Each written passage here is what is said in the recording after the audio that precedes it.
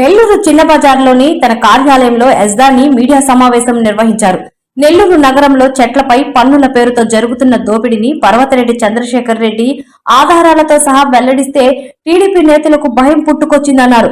Chandrasekhar Reddy press meet లో పెట్టి మాట్లాడిన ప్రతి మాట నూటికి 100% నిజమని, దానికి సమాధానం చెప్పలేక రూప్ కుమార్ యాదవ్ అర్థం పర్థం లేని మాటలు మాట్లాడుతున్నారని అన్నారు. మేము ఖర్చు చేస్తున్నది సిఎస్ఆర్ ఫండ్స్ అని రూప్ కుమార్ యాదవ్ చెబుతున్నారే, మరి సిఎస్ఆర్ ఫండ్స్ కు కార్పొరేషన్ ద్వారా టెండర్లు పిలవడం ఏమిటన్నారు.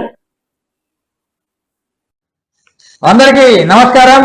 నా పేరు ఎస్దాని, వైఎస్ఆర్సీపీ నెల్లూరు నగర యువజన విభాగం అధ్యక్షుడిని. వైఎస్ఆర్సీపీ నెల్లూరు నగర ఇన్ఛార్జ్ ఎమ్మెల్సీ పర్వతరెడ్డి చంద్రశేఖర్ రెడ్డి గారు నెల్లూరు నగరంలో చెట్ల మీద, ఇంటి పన్నుల మీద జరుగుతున్నటువంటి అక్రమాలకు ఆధారాలతో సహా మీడియా సమావేశం పెట్టి నెల్లూరు నగర ప్రజలకు వివరించడం జరిగింది. అయితే నెల్లూరు నగర డిప్యూటీ మేయర్ రూప్ కుమార్ గారు మీడియా సమావేశం పెట్టి 15 రోజుల సుదీర్ఘ కసరత్తు తర్వాత ఆయన మాట్లాడినటువంటి మాటలు అవాస్తవాలని చెప్పేసి ఆరోపించారు. అన్నా రూపన్న చంద్రశేఖర్ రెడ్డి గారు మాట్లాడిన ప్రతి ఒక్క అక్షరం, ప్రతి ఒక్క మాట 100% వాస్తవాలే. 100% మాట్లాడిన ప్రతి ఒక్క మాట, ప్రతి ఒక్క అక్షరం వాస్తవం. నువ్వు చెప్పావు, మేము నెల్లూరు కార్పొరేషన్ నుంచి ₹1 కూడా ఫండ్ తీసుకోవట్లేదు, ప్రతి ఒక్క రూపాయి సిఎస్ఆర్ ఫండ్ నుంచి తీసుకొని మేము ఈ ఒక్క చెట్ల కార్యక్రమం చేస్తా ఉన్నాం, వాటికి ₹4,000 మాత్రమే ఖర్చు పెడతా ఉన్నామని చెప్పేసి చెప్పావు. మరైతే దీనికి సమాధానం చెప్పు. సిఎస్ఆర్ ఫండ్ నుంచి తీసుకునే పని అయితే కలెక్టర్ గారి ఆదేశాల మేరకు ఆ ఫండ్స్ నేరుగా రిలీజ్ అవుతాయి. అటువంటప్పుడు నెల్లూరు కార్పొరేషన్ ద్వారా ఈ టెండర్లు పిలవటం ఎందుకు? ఈ టెండర్లలో మరొక మాట చెప్పావు, డివిజన్ కార్పొరేటర్ అక్కడ జరిగేటటువంటి పనులకు పర్యవేక్షిస్తారు అని చెప్పి. నువ్వు ఎవరైతే డివిజన్ కార్పొరేటర్ చెప్పావో పనులు పర్యవేక్షిస్తారని చెప్పేసి ఈ టెండర్ కాపీలో పచ్చ చొక్కాలు వేసుకున్న నాయకులు, మరి అదే విధంగా అదే కార్పొరేటర్ల పేర్లు ఉన్నాయి.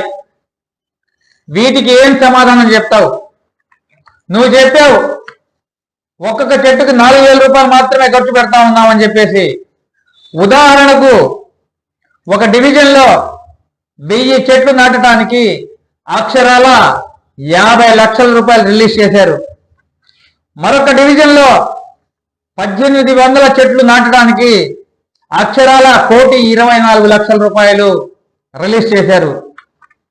చంద్రశేఖర్ రెడ్డి గారు సుదీర్ఘ కసరత్తు చేసిన తర్వాత మాట్లాడినటువంటి మాటలు ఇవి. నీలాగా అరగంట ముందు మీడియా ముందుకొచ్చి నోటికొచ్చినట్టు మాట్లాడిన మాటలు కాదు ఇవి. ఆధారాలతో సహా నెల్లూరు నగర ప్రజలకు వివరించినటువంటి మాటలు ఇవి. మరొక మాట అన్నావు, 2,000 కాదు చెట్టు వేయడానికి 2,200 ఇప్పిస్తాను, మీరు చేయండి, మీరు చేయగలుగుతారా అని చెప్పేసి ఛాలెంజ్ విసిరావు. ఎస్, మేము ఛాలెంజ్కి రెడీ. కానీ నువ్వు ఏ విధంగా అయితే నెల్లూరు కార్పొరేషన్లో నారాయణ గారు టెండర్లు పిలిచి ఒక్కొక్క చెట్టుకి ఎంత మొత్తం కేటాయించారో అదే విలువతో కూడిచి మాకు సగం ధరకు ఇవ్వండి, మీకంటే నాణ్యంగా, మీకంటే చక్కగా, మీకంటే బాగా, మీకంటే తొందరగా పూర్తి చేయిస్తాం. వార్డు మీరు చెప్పినా సరే, మమ్మల్ని సెలెక్ట్ చేసుకోమని చెప్పినా సరే 1 లేదా 2 వార్డులు ఇవ్వండి, మీరు ఏదైతే చేస్తున్నారో ఈ ధర, ఇదే ధరలో సగం అమౌంట్ ఇస్తారని చెప్పేసి నువ్వు కమిట్మెంట్ ఇవ్వు, మేము వస్తాం. వీటికి నువ్వు సమాధానం ఖచ్చితంగా చెప్పాలా. మరి అదేవిధంగా నిష్పక్షపాతంగా నారాయణ గారు కాంట్రాక్టులు ఇస్తావు అని చెప్పేసి చెప్పావు.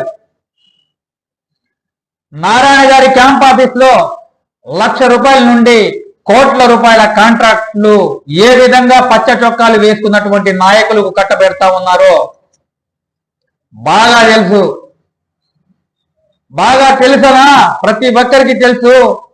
జాఫర్ సాహెబ్ కెనాల్ దగ్గర వేసినటువంటి షాపులు ఇచ్చినటువంటి ప్రతి వ్యక్తి పచ్చ చొక్కా వేసుకున్నటువంటి నాయకుడే.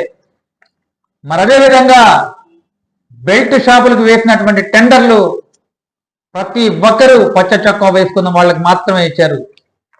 మరి అదేవిధంగా నెల్లూరు నగరంలో రోడ్లు పగలగొట్టడం, మళ్ళీ నిర్మించటం, పగలగొట్టడం, మళ్ళీ రోడ్లు వేయటం, ఈ కాంట్రాక్టులు కూడా పచ్చ చొక్కాలు వేసుకున్న వారికి మాత్రమే. మరి అదేవిధంగా ఆఖరిలో ఒక మాట అన్నావు, మరొకసారి వేరే విధంగా సమాధానం చెప్తావు అని చెప్పేసి చెప్పావు. వేరే విధంగా మాకు కాదన్నా నువ్వు చెప్పాల్సిన సమాధానం, నిన్ను జలగలా పట్టి పీడిస్తున్నటువంటి జయవర్ధన్ కి చెప్పు సమాధానం. అన్యాయంగా అతని సీటు లాక్కొని నువ్వు నిలుపుకోలేకపోయావు, అతనికి చెప్పు వేరే విధంగా సమాధానం, మాకు కాదు. నువ్వు సమాధానాలు చెప్తే మంచి సమాధానాలు చెప్పు, వినటానికి రెడీగా ఉన్నాం. కానీ స్వభావాల గురించి వేరే విధంగా సమాధానాలు చెప్తానని చెప్పి మమ్మల్ని భయపెట్టే ప్రయత్నం నువ్వు చేస్తే అది నీ వల్ల అయ్యే పని కాదు. కాబట్టి నువ్వు మాట్లాడే ముందు సుదీర్ఘంగా కసరత్తు చేసి మీడియా ముందుకు వస్తే బాగుంటుంది. లేకుంటే నెల్లూరు నగర ప్రజలందరూ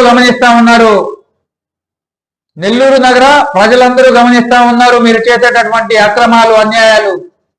దీనికి ఖచ్చితంగా సమాధానం చెప్పాల్సి వస్తుంది అని హితవు పలుకుతూ సెలవు తీసుకుంటున్నా. నమస్తే.